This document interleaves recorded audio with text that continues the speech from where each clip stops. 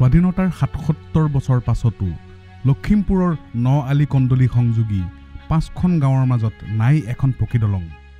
বহি বিশ্বৰ লগত যোগাযোগৰ একমাত্ৰ ব্যৱস্থা এখন বাঁহৰ দলং। এই অত্যাধুনিক যুগতো এই সকল লোকে যাতায়াত কৰিব লগা হয় বাঁহৰ দলঙেদি। অনুভৱ কৰিব পাৰেনে দিছপুৰত বহি থকা সকলে বা সেই অনুন্নত অঞ্চলৰ তথাকথিত নেতা ৰাইজৰ প্ৰতিনিধি নামৰ প্ৰাণীবিধে যে পৃথিৱী ক'ত পালেগৈ। ইফালে আজিৰ দিনত অসম চৰকাৰে বিজ্ঞান প্ৰযুক্তিবিদ্যাৰ আটাইতকৈ শেহতীয়া আৱিষ্কাৰ কৃত্ৰিম বুদ্ধিমত্তা অৰ্থাৎ AIৰ সহায়ত কৃত্ৰিম ঘুশিকা সৃষ্টি কৰিছে। সেই বিজ্ঞানৰ চৰম উন্নতিৰ দিনত লখিমপুৰৰ এই ৫খন গাঁৱৰ সহজ সৰল প্ৰজাৰ আজি কি দুৰ্দশা। সেই জনতাৰ ভোটৰ মূল্য কি থাকিল? কিহৰ আশাত যুগ যুগ ধৰি ভোট দি জনপ্ৰতিনিধি জিকাই পঠায়? কোনে শুনিব এইসকল আজীৱন বঞ্চিত জনতাৰ কৰুণ গাথা?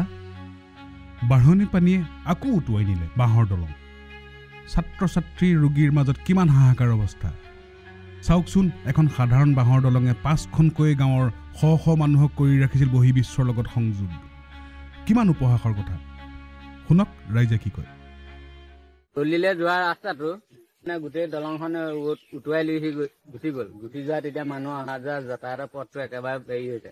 নাও নাই, দুনি নাই, দলঙৰ অৱস্থা এয়া। এতিয়া কি কয় আপোনালোকে জানিব। মানুহ আহিবলৈ বহুত অসুবিধা হৈছে। তাকে চাই আপোনালোকে অকণমান আৰু চাব। অসুবিধা হৈছে পাইছে আপোনালোকে? এতিয়া অহা যোৱা কৰিবলৈ অসুবিধা।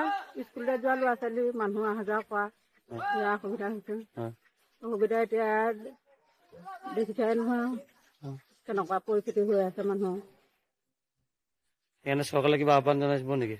চৰকাৰেতো আৰু আবেদন দলংখন দিব লাগে আৰু মানুহৰ অসুবিধাটো দেখিছেই নহয়। তাকে